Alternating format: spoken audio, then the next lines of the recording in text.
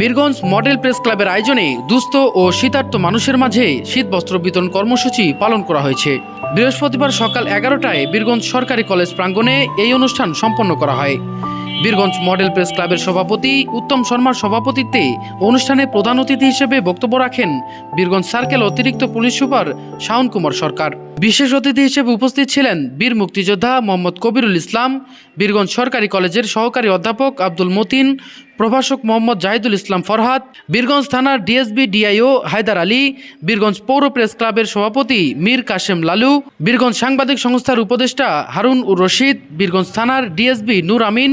আরও উপস্থিত ছিলেন বীরগঞ্জ সাংবাদিক সংস্থার সভাপতি মোয়াজ্জেম সরকার রুবেল এবং বিভিন্ন সাংবাদিক সংগঠনের নেতৃবৃন্দ ও স্থানীয় গণ্যমান্য ব্যক্তিরা। বীরগঞ্জ মডেল প্রেস ক্লাবের ক্রীড়া সম্পাদক ও ক্রীড়া ধারাভাষ্যকার জয়নাল আবেদিন সোহেল সরকারের সঞ্চালনায় অনুষ্ঠানের শুরুতে স্বাগত বক্তব্য রাখেন উক্ত প্রেস ক্লাবের কার্যকরী সদস্য মামুনুর রশিদ শাহিন ও সাধারণ সম্পাদক আব্দুল জলিল। প্রধান অতিথির বক্তব্যে অতিরিক্ত পুলিশ সুপার বলেন, শীত মৌসুমে সমাজের অসহায় ও দুস্থ মানুষের কষ্ট লাঘবে এমন মানবিক উদ্যোগ সত্যি প্রশংসনীয়। শীতার্ত মানুষের পাশে দাঁড়ানো শুধু দায়িত্ব নয়, এটি আমাদের মানবিক ও সামাজিক কর্তব্য। এভাবে রাষ্ট্রের পাশাপাশি সমাজের বিত্তবান ও বিভিন্ন সামাজিক সংগঠন এগিয়ে এলে শীতার্ত মানুষের দুর্ভোগ অনেকাংশে কমানো সম্ভব। এ ধরনের কার্যক্রম ভবিষ্যতেও অব্যাহত থাকবে বলে তিনি আশাবাদ ব্যক্ত করেন।